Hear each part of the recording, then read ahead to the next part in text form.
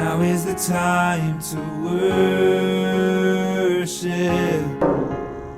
About the graying Now is the time of morality. to He had two specific verses of scripture, one from the Old Testament and one from the New Testament that we read from today. And interestingly enough, although you don't see it initially, they're both addressing the same issue.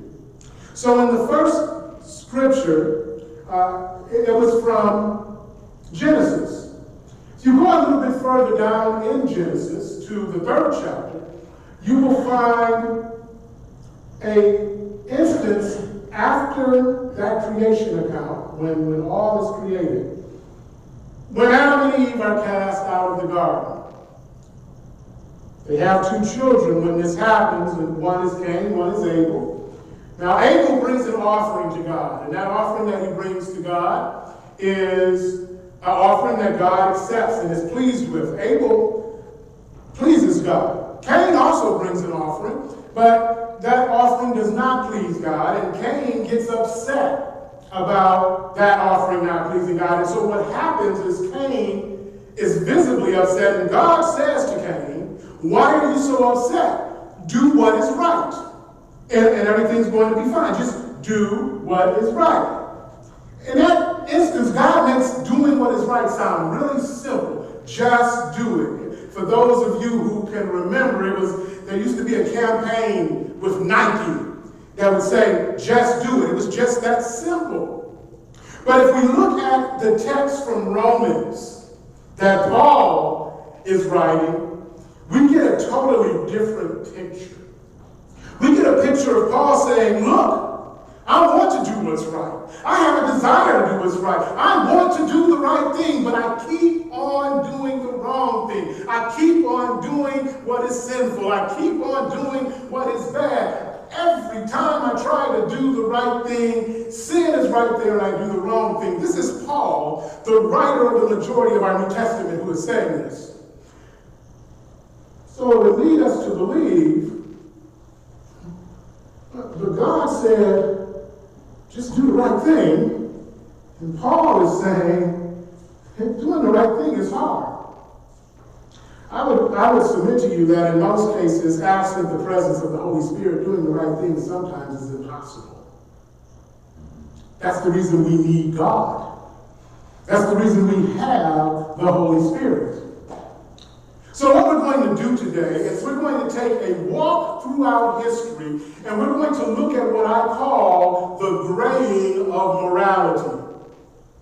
Now, in order to do this, you're going to have to accept a few premises. First of all, you're going to have to accept that there is right and wrong. Okay? We have to accept that there are things that are right and there are things that are wrong. We're also going to have to accept the premise that there are certain things that fall into a shade of gray.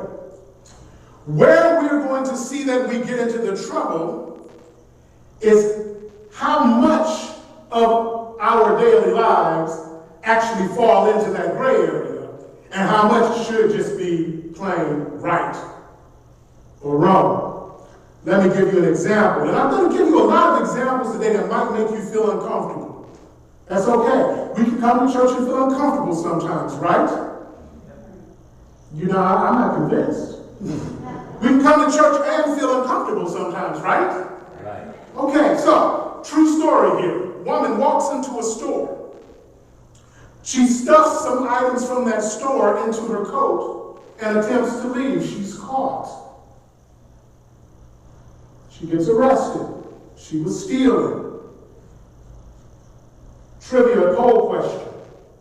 Right or wrong? What she did?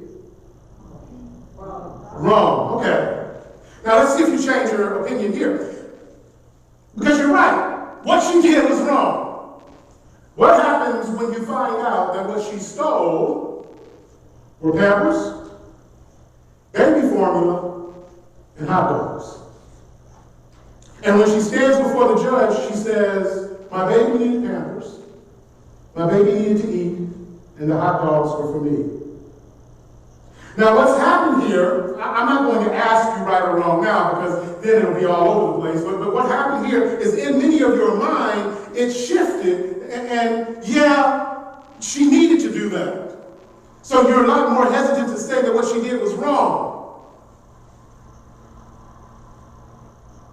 What she did was wrong. Okay?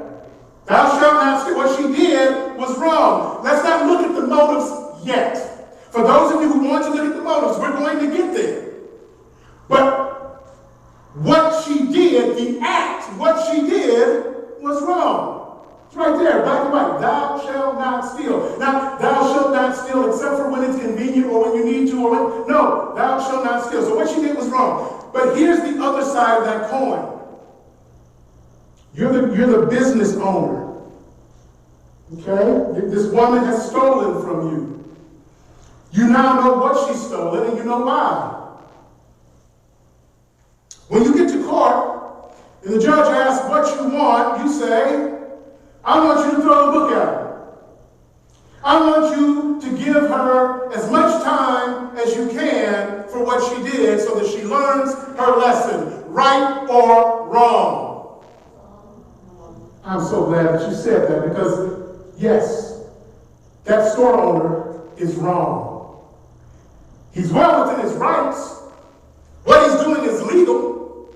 But what we have to understand is legal doesn't always equal right. Remember that. Legal does not always equal right. Illegal does not always equal wrong. If they passed a law tomorrow that said that worship was illegal throughout the United States, you could no longer worship, and we broke that law, we would not be doing wrong because the law was telling us to do something against what God has told us to do.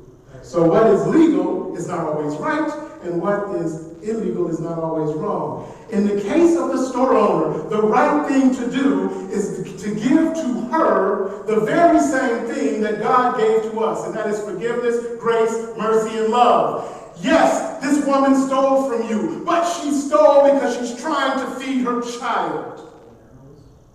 She's wrong for stealing, but you have the power to show her the same mercy that Jesus has shown you, to forgive her the way Jesus has forgiven you, to give her grace the way God has given grace to you, and that is the right thing for the store owner to do. So yes, she was wrong for stealing, and he would be wrong for trying to throw the book at her for doing it.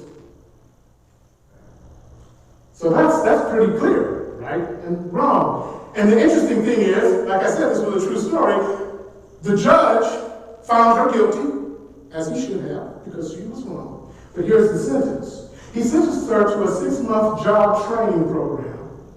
And after the job training program, it guaranteed that she would have a job within 60 days.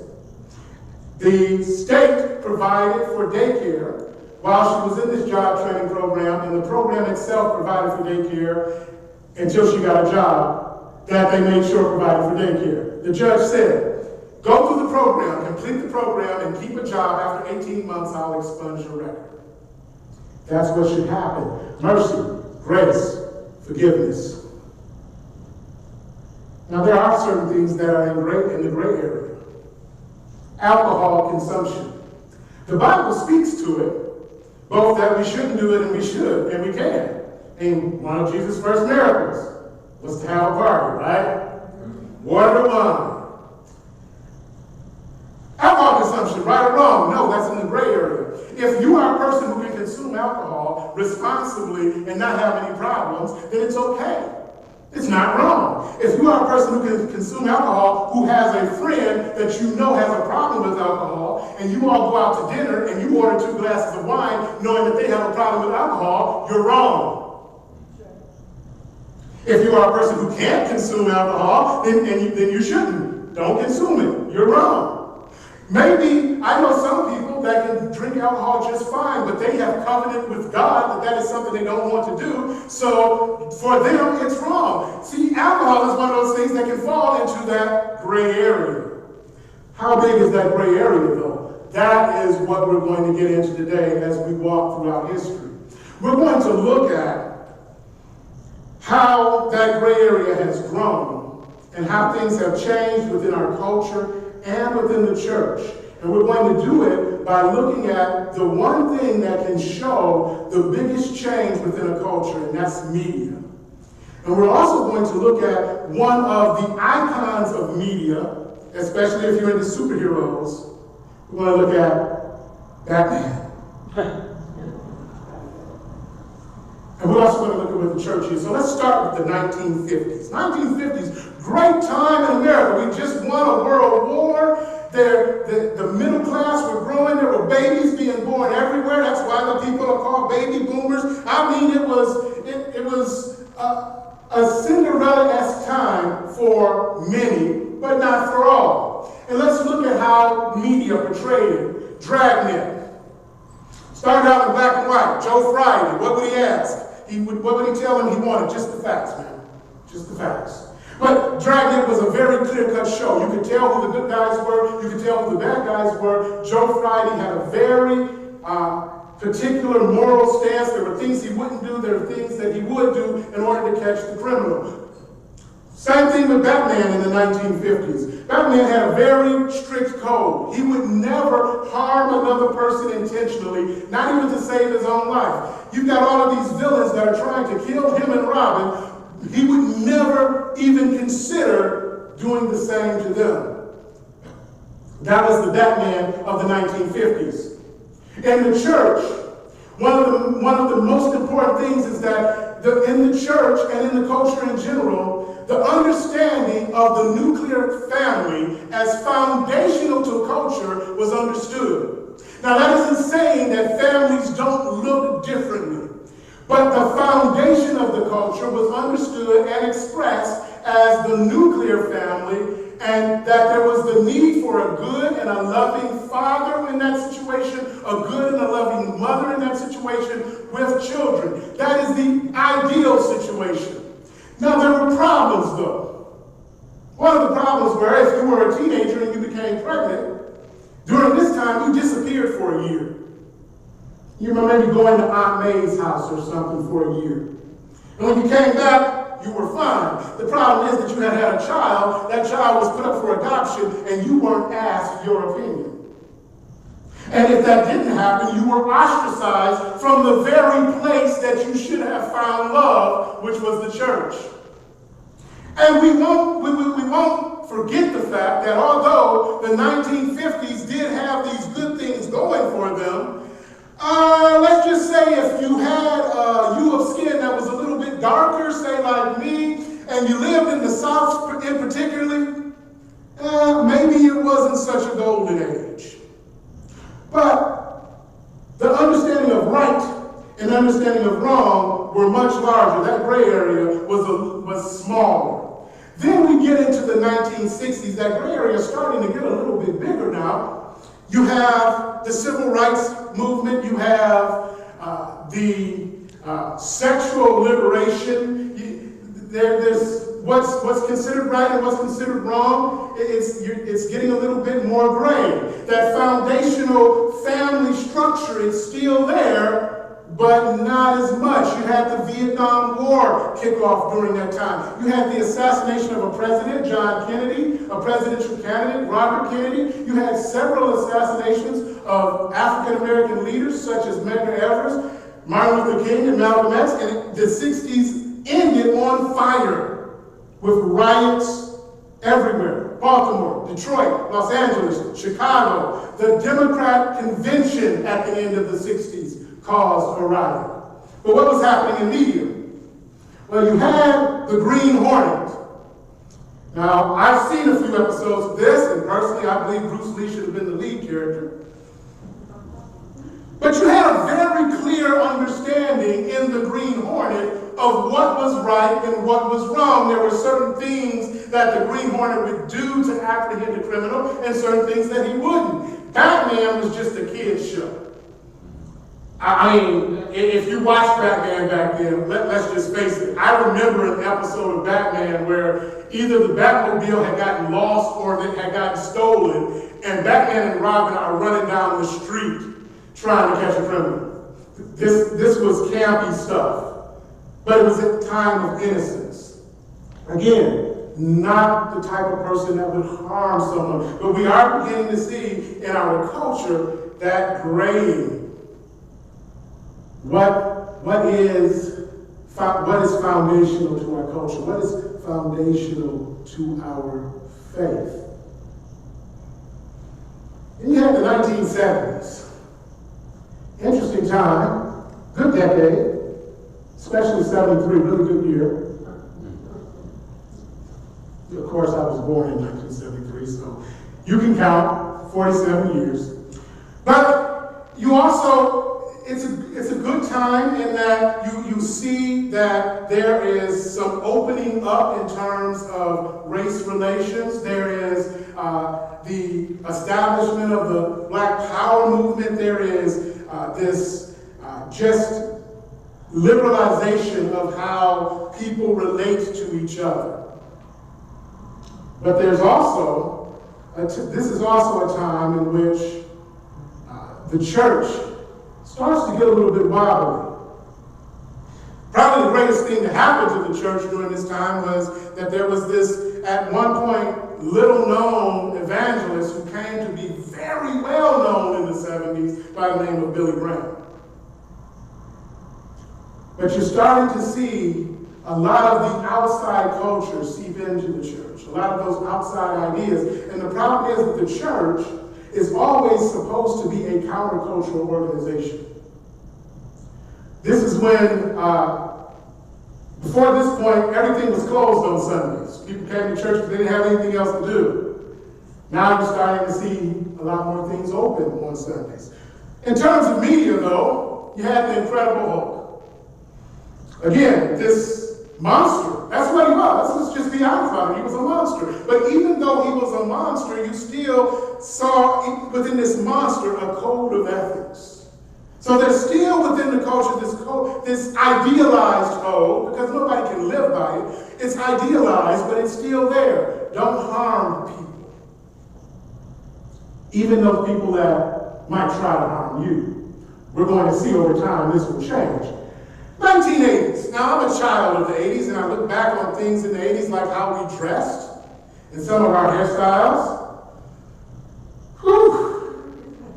But then I look back at the 70s and the 60s, and I say, okay, we were okay. We didn't wear platform shoes in the 80s.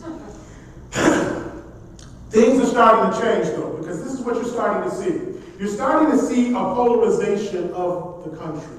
And that polarization is coming into the church. Now you're starting to see churches refer to themselves as liberal churches or conservative churches. You're starting to see pastors become more political, overtly political. Understand, politics has always been a part of the church. The civil rights movement was a political movement, and the center of that movement was the black church.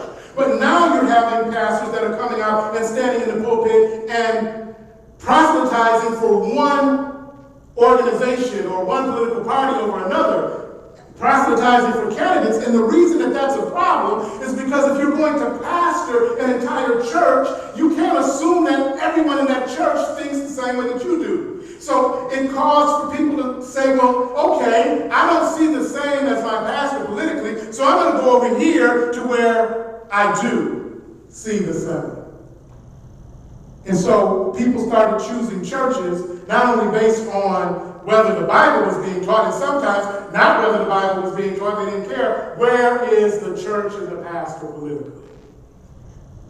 We're starting to see cracks here. The nuclear family is seen as old-fashioned now. It's seen as something that, well, that's just one type of family. And that's true, it is just one type of family. But it's no longer seen as foundational.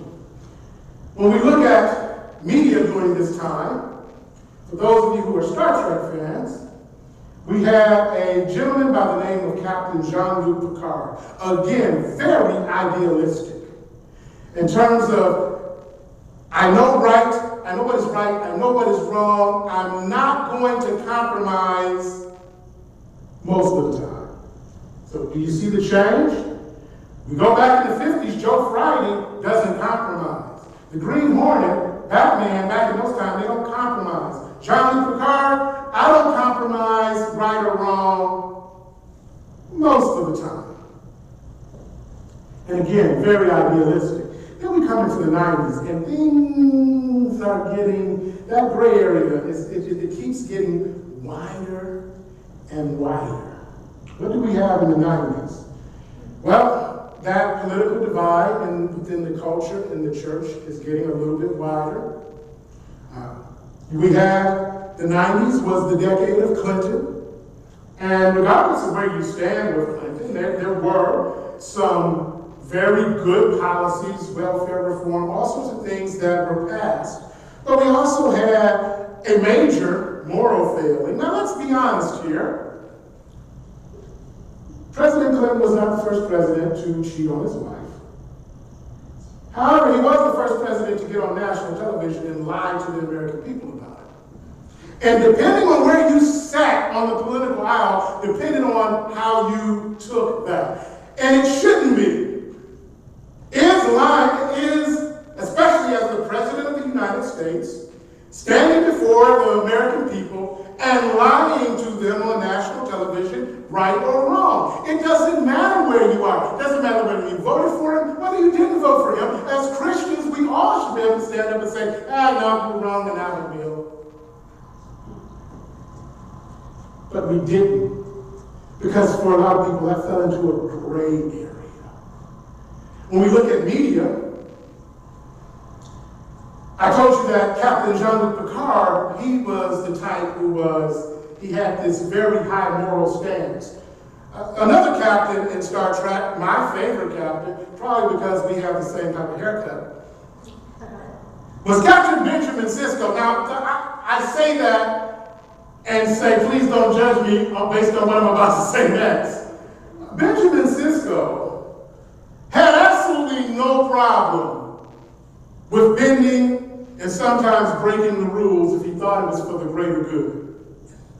Give you an example. There is an episode of Star Trek Deep Space Nine, which he is the captain of, that the Federation, which is the organization that he's a part of, is at war, and they're losing badly.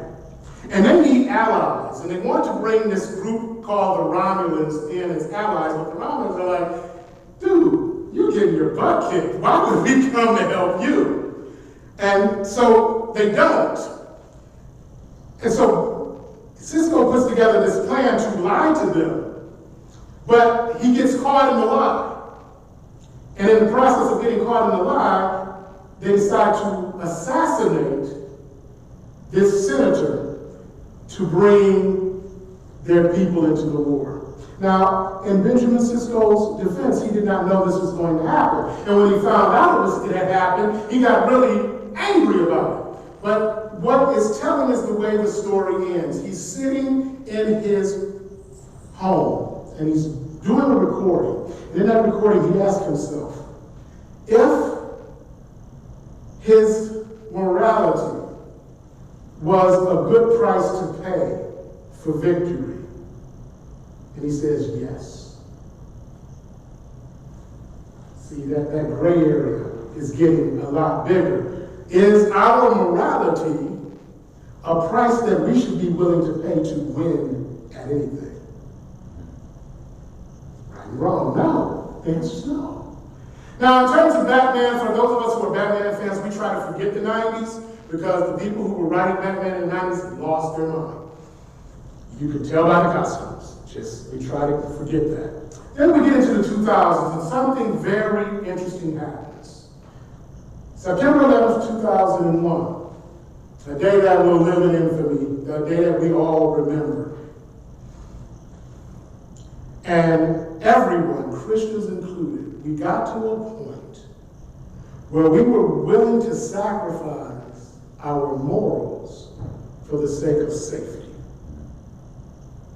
We were willing to put up with things that we wouldn't have been willing to put up with just a year earlier because we were afraid.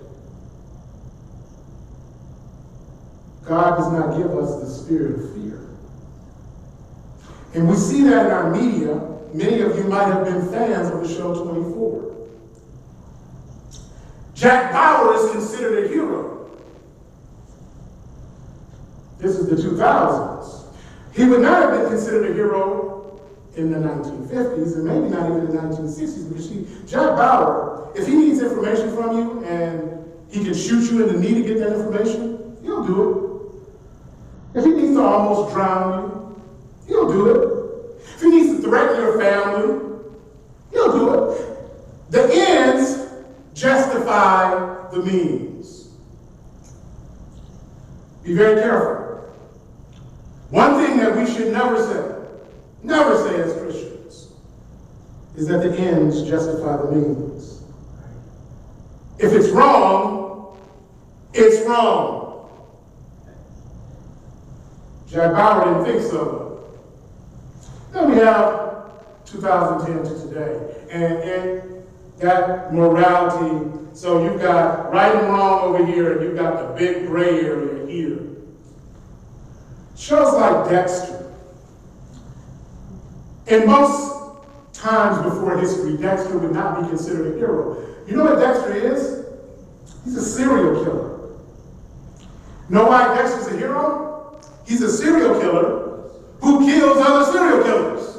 You're like, hey, okay, well that's not that bad, right? I mean, he's finding other people who are killing people who have escaped justice, and he's killing them. Well, first of all, that's wrong. What's even more wrong is Dexter doesn't just kill people. He makes them suffer because they have made other people suffer.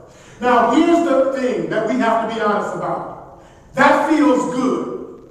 It feels good to feel like the villain and the evil person is getting what they deserve. But if we believe in the Word of God, we have to believe that God has said, vengeance is mine, not yours. And it's hard. I get it, it's hard. The reason that Dexter was considered a hero is because you've got these really, really bad people, and Dexter is giving them what they deserve. It's not that bad, right? No, it's wrong. And let's just admit, and going back to our favorite character, Batman, in the 2000s, Batman has gone totally insane. He's going to wear this power armor, and Batman versus Superman, Batman wants to kill Superman simply because he might do something wrong.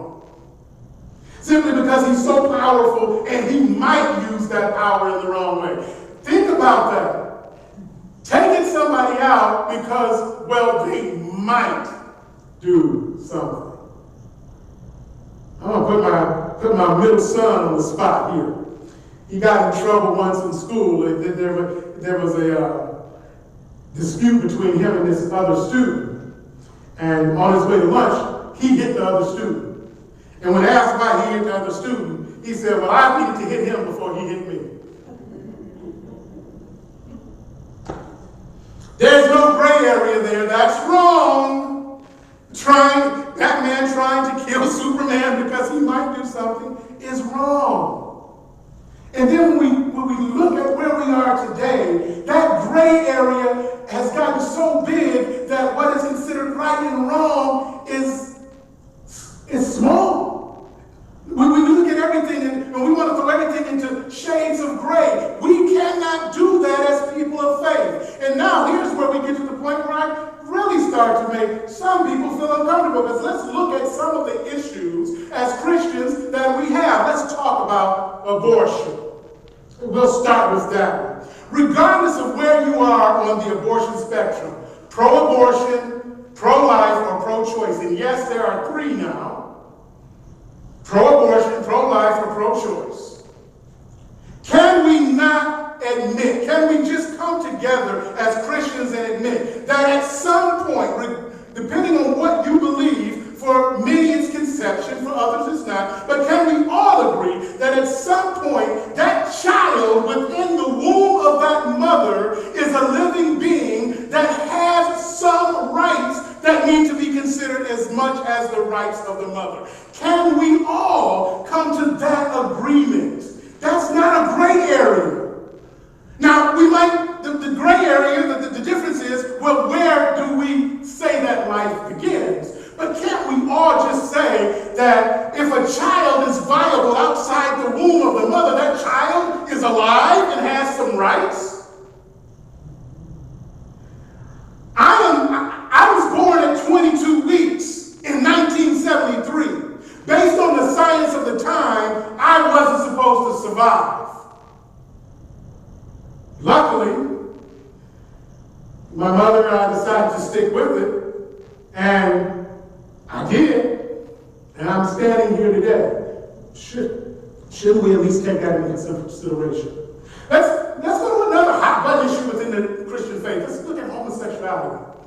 Let's look at lesbian, gay, bisexual, transgender, and then there's some other areas on the end. I don't know all the letters. We'll stop there. Regardless of where you stand on that issue, regardless of where you stand on the issue of gay marriage, can we all agree that whether that person is heterosexual, homosexual, lesbian, gay, transsexual, they are a human being that is made in the image of God. And as an individual made in the image of God, they deserve the same love and respect that we would give to anyone else, even if we disagree with their lifestyle. Can we agree on that? Is that something that falls into a gray area? And if we say, well, but what they're doing is a sin, if that's what we say, and they can't be in the church because of their sin, well, okay, let's remove the adulterers, let's remove the divorced, let's remove the overweight, let's remove the smokers, let's remove the drinkers. Have I gotten to you yet? Because I can keep going. Can't we just agree that even if we don't agree with the lifestyle, that is a person made in the image of God, and the body of Christ needs to be a part of their life? Can we agree that regardless of where you see the world politically, whether you are a Hillary supporter or a Biden supporter, a Trump supporter, whether you support our current governor or the previous governor, can we agree that above all of that, God is still on the throne? That God is above any governor, senator, congressman, president? That God is the King of kings and the Lord of lords? Can we agree on that? Or is that still a gray area? The gray area has gotten too big. We need to go back to understanding and expressing when something is wrong, that it's wrong. When something is right, that it's right. And if it is in the gray area, we can talk about it. But the gray area is not this big. It's more like this big. So we have to get back to the foundations of our faith. There are things that we can and will disagree on. And yes, there are gray areas, but nowhere near as many as we think. Amen? There's a country music song, and I can't remember who sings it, but it says, Grandpa, tell me about the good old days. And one of the lines is, people bowed their heads to pray, and that they knew right from wrong. And I'm getting that all out, and I'm going to have to go listen to the song there. But it says both of those things. It probably just doesn't say it in that order. Do we still bow our heads to pray other than on Sunday? Bow our heads to pray for our meals, pray daily? Do we still stand up for what is right, even if it's not what's popular within the culture, even if it's not what's popular within our body in the church? Do we still stand up for what is right, or do we put it in the gray area? It is time, my brothers and sisters, for revival within the church. Not to worry about what is popular, not to worry about what the culture says we should do, but to stand firmly for what is right. knowing that that is going to be uncomfortable sometimes, knowing that that may cost us sometimes.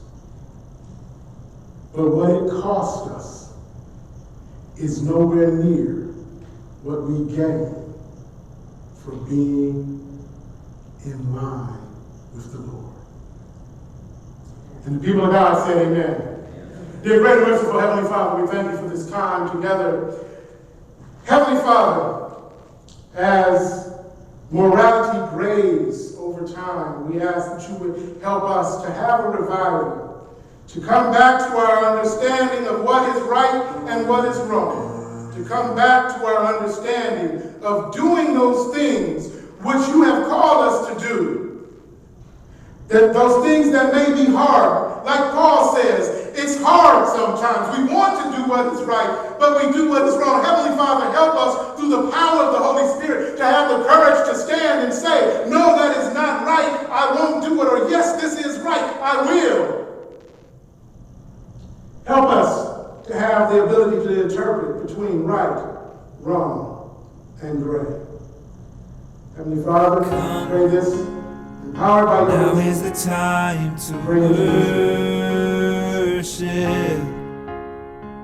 Come. Now is the time to give your heart. Come. Just as you are to worship. Come. Just as you are before your God.